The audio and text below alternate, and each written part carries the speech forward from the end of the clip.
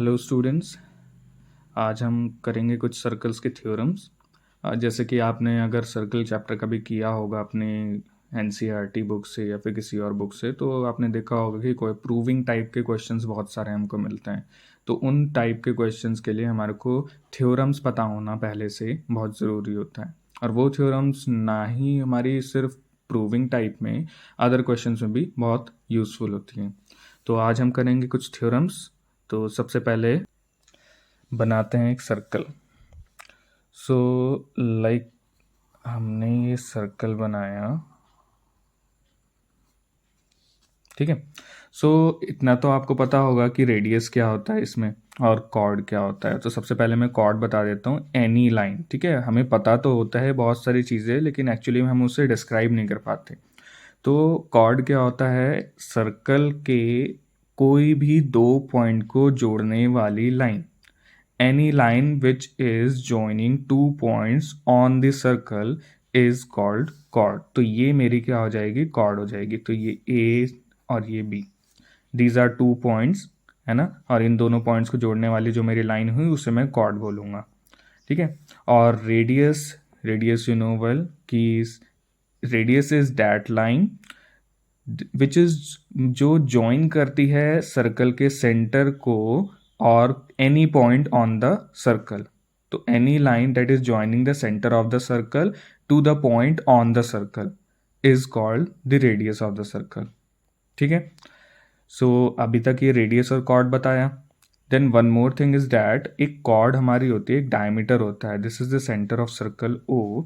So let's suppose हमारा कोई भी एक लाइन कुछ इस तरीके से है, कुछ यहाँ पर रुक जाती है। यहाँ पर मैं इसे ले लेता हूँ ये P एंड दिस पॉइंट हमने ले लिया है ये Q। सो अब आप देख रहे हो ये PQ जो मेरी लाइन है, P से Q मेरी लाइन है, this is also one of the chord. तो हम इसे भी कॉर्ड बोल सकते हैं, बट एक्चुअली में इस कॉर्ड को एक स्पेशल नाम दिया गया है, डायमीटर। तो diameter is that chord, it is actually the longest chord of the circle.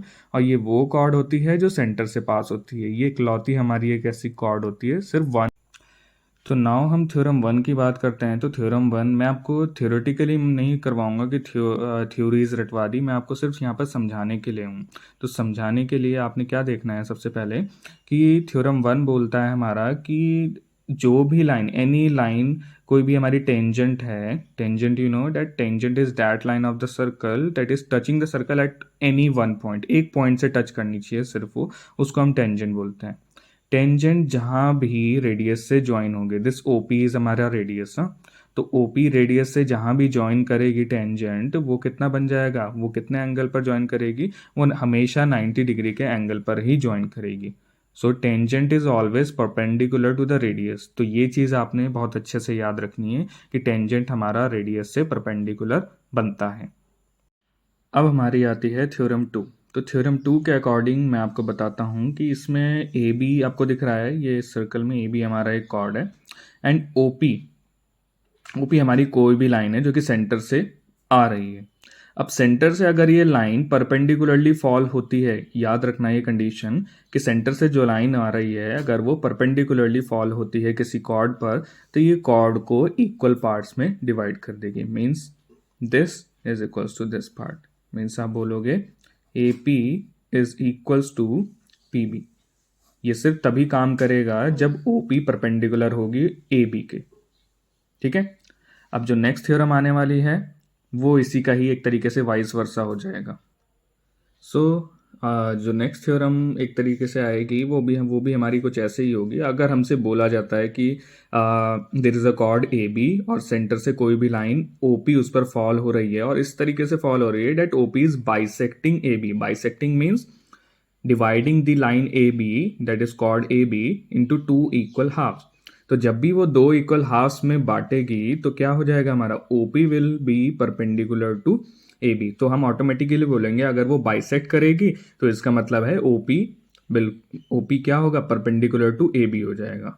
सो वो लास्ट जो अभी हमने थ्योरम पढ़ी है इसी का एक तरीके से वाइस वर्सा बोल सकते हैं। नाउ नेक्स्ट थिंग हमारे को सर्कल में याद करने की जो ज़रूरत है वो है, इफ़ आप देख सकते हैं P B and P A, ये दो हमारी टेंजेंट्स हैं originating from a common point, external common point से ये ओरिजिनेट हो रही हैं, डेट इज़ पी हमारा वो कॉमन पॉइंट है। तो जब भी ऐसी दो कॉर्ड्स हमको देखने के लिए मिलती हैं सर्कल में, तो हम डायरेक्टली बोलेंगे that P A is equals to P B. So बहुत ज़्यादा कॉमन चीज़ है जो कि आपकी अभी आगे भी प्रूविंग टाइप का वाले क्वेश्चन में यूज़ होने वाली है। मैं अभी अगले वीडियोस में कुछ प्रूविंग टाइप के क्वेश्चंस डालूंगा, उसमें ये सारी थ्योरम्स कैसे यूज़ किए हैं वो आप देख सकेंगे। So this is one more theorem and so now आपके पास एक क्वेश्चन है that prove that a parallelogram circumscribing a circle is a rhombus. तो आप देख सकते हैं आपकी स्क्रीन पर ये क्वेश्चन लिखा हुआ है।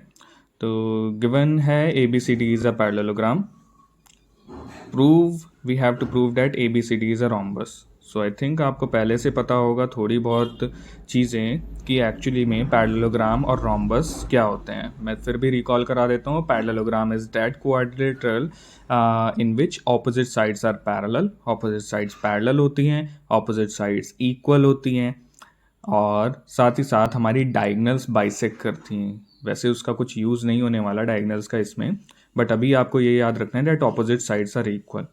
So given is ABCD is a parallelogram, so we are going to use the property that AB is equals to DC. So AB is equals to DC हम यूज़ करने वाले हैं, और साथ ही साथ AD is equals to BC.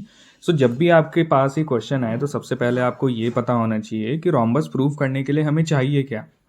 एक parallelogram को rhombus prove करने के लिए हमें क्या चाहिए, तो उसको प्रूव करने के लिए हमारे को सिर्फ और सिर्फ क्या करना है, इसकी एडजेसेंट साइड्स को, दैट इज ए बी को ए डी के इक्वल प्रूव कर दो, या फिर बी सी को डी सी के इक्वल प्रूव कर दो, या फिर ए बी को बी सी के इक्वल, मतलब कोई भी एडजेसेंट, एडजेसेंट का मतलब होता है बगल वाली, कोई भी बगल वाली दो साइड्स को आप इक्वल प्रूव कर देते हैं तो वो पैरेललोग्राम आपका रोम्बस प्रूव हो जाता है।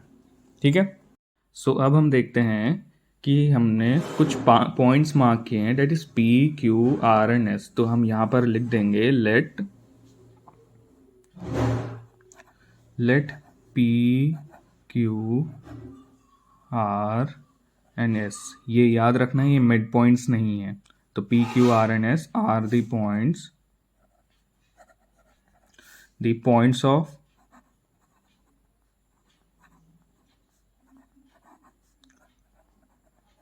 contact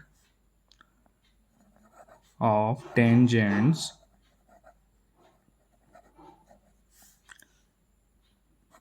AB, BC, CD and DA respectively.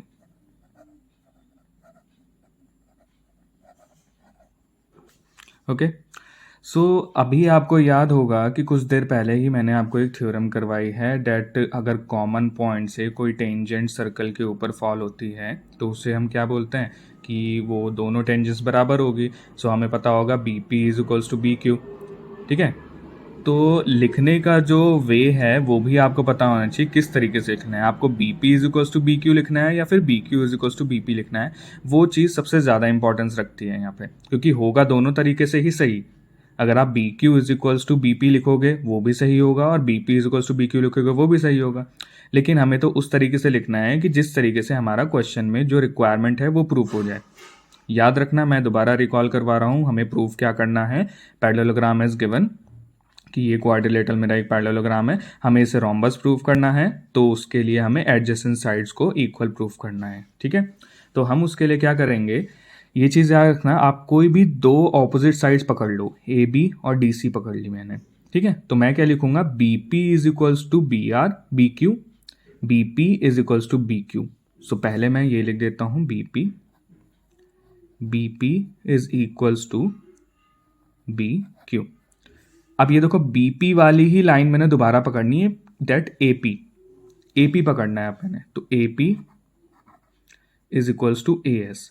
आप इसे ऐसे मत लिख देना A S is equals to A P, so थोड़ा सा कंफ्यूजिंग हो सकता है फिर वो आगे चल के।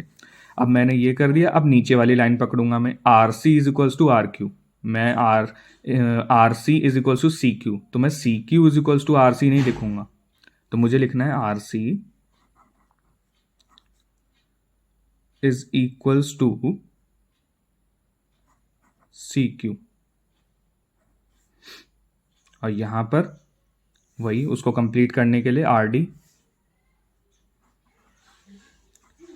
D is equals to D S. ठीक है, अब ये मेरे पास हो गई 4 equations, equation 1, equation 2, equation 3 and equation 4। अब कुछ नहीं करना, adding these equations, adding these equations. तो अगर ऐड करते हैं तो इसमें क्या हो जाएगा, सारा जो लेफ्ट हैंड साइड वाला है वो एक साइड आ जाएगा, B P plus A P plus R C plus R D is equals to B Q plus A S plus C Q plus D S. तो ध्यान रखना आपने पेयरिंग कर देनी है, लाइक बी पी और ए पी एक साथ हैं, आर सी और आर डी एक साथ हैं। सो आप देख सकते हो बी पी और ए पी को जोड़ के ए बी बन जाता है, तो मैं यहाँ लिख दूंगा ए बी,